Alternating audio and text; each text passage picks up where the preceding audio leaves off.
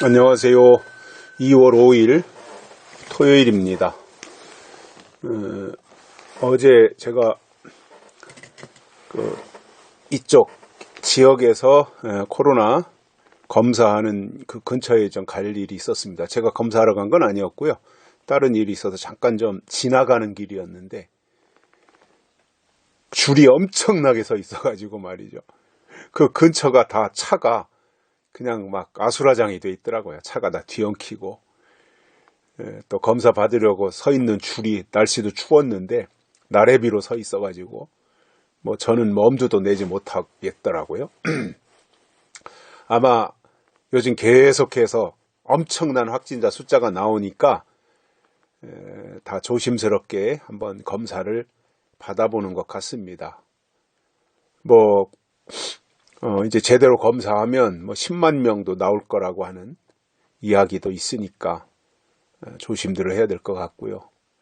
아마도 설 명절에 여러 사람들을 만나다 보니 긴장이 돼가지고 너도 나도 검사를 하는 것 같고요.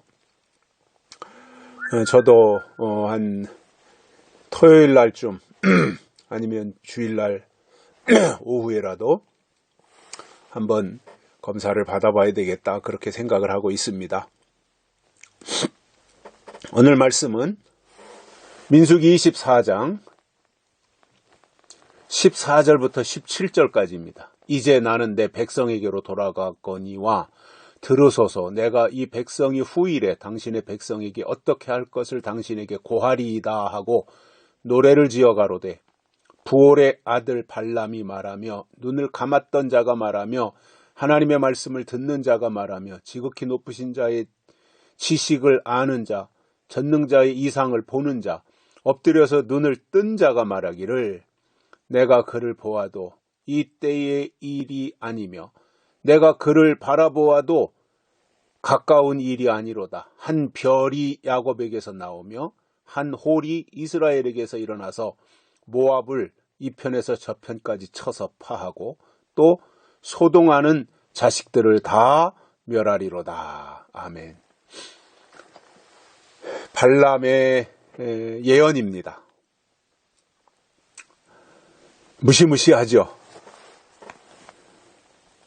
그래서 그 발락 왕이 발람을 향해서 너는 이제 네 나라로 돌아가라. 내 민족에게로 돌아가라. 내가 하라는 대로 안 하고 왜 네 맘대로 했냐. 그러니까 더 이상 너하고 같이 일을 안 하겠다. 이렇게 이제 계약을 파기한 거죠. 계약 파기 선언을 하고 그리고 나서 이제 갈라서는 거죠. 서로가. 더 이상 같이 할 수가 없기 때문에. 그래서 12절부터는 발람이 발락에게 한 말이 쭉 나오는 거예요. 그 뒤를 이어서. 그래서 오늘 또 하시는 말씀이 그런 내용입니다. 나는 이제 발람이 하는 얘기예요. 자, 내 백성에게로 돌아가니까 돌아가기 전에 마지막으로 내가 충고 한마디 하겠다. 들어라.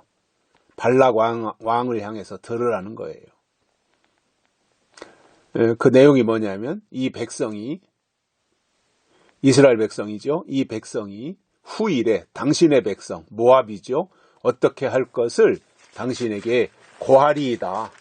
어떻게 할 것인지는 이제 분명히 알고는 있으라 이거예요. 경고를 하는 거죠. 그러면서 이제 노래를 지어서 불러요. 부올의 아들 발람이 말하며 눈을 감았던 자가 말하며 자기 자신에 대한 고백을 하는 겁니다. 하나님의 말씀을 듣는 자가 말하며 이랬다는 거죠. 눈을 감아서 보지 못했었잖아요. 여호와의 사자가 칼을 들고 서 있는데도 보지 못했던 눈을 감았던 자가 이제 눈을 뜨고 말한다.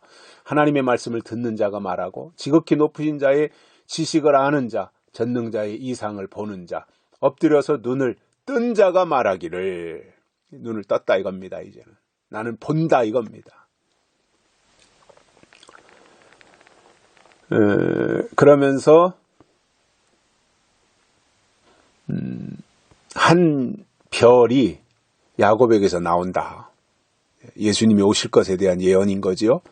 한 별이 야곱에게서 나오고 한 홀이 이스라엘에게서 일어나서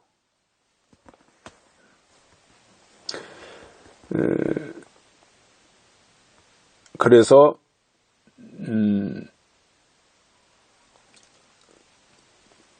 그 모압을 완전히 다 파괴시킬 것이다라는 거예요. 홀이라고 하는 것은 이제 그 아론이 들고 있었던 지팡이였고,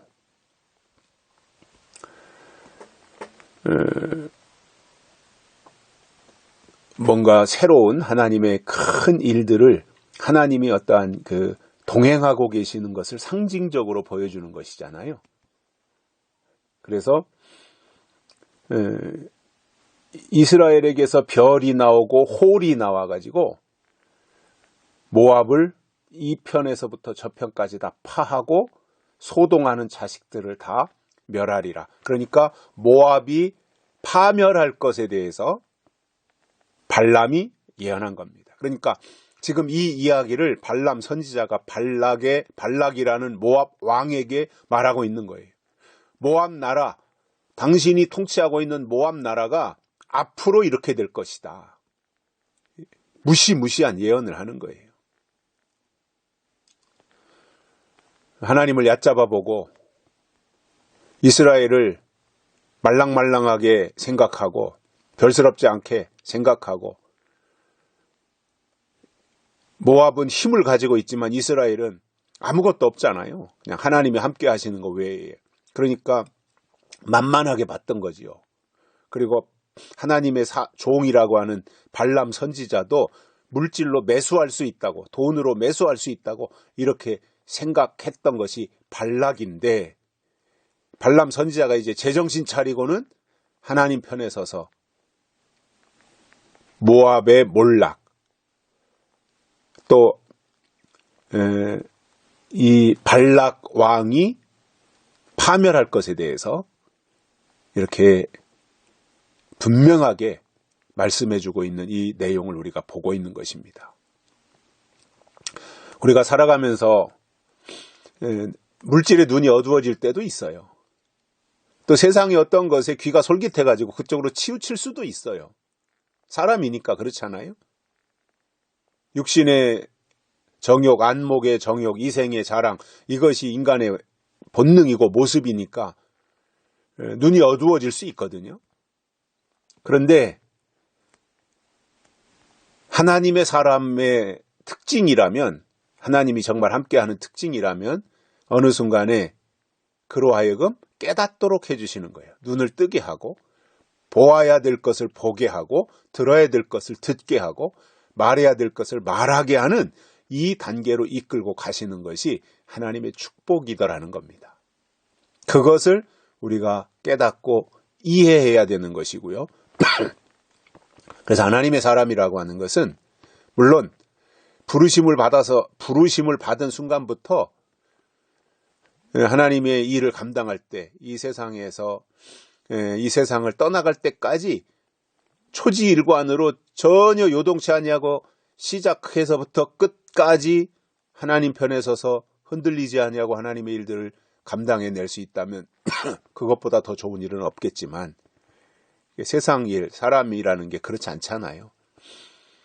어느 순간 물질의 눈이 어두워서 발람처럼 돈 따라가서 거짓 예언을 할 생각을 했었는지 모르지만, 그러나 하나님이 그를 또 사로잡으시고 여호와의 사자를 보내시고 그런 과정에서 나귀를 통해서 말하게 하시고, 그 순간 그가 깨닫고, 그리고 발람을 향해서 오히려 예언하고 모압이라는 나라가 파멸할 것에 대해서 발람의 입에서 이런 예언이 나왔다고 하는 것이 참으로 놀라운 일인 거지요. 무슨 말이냐면 하나님이 발람을 통해서 일하신 겁니다. 발람이 위대한 것이 아니라 발람을 쓰신 하나님이 위대하시다, 그 말입니다. 저는 이 시대에도 하나님이 이 예언의 말씀을 듣고 있는 분들을 통해서 일하시기를 기대하고 있고 또 하나님이 그들과 함께 모든 일들을 도모해서 하나님의 나라가 이 땅에 이루어지는 일에 쓰임받게 되기를 바랍니다. 여기까지 하겠습니다. 고맙습니다.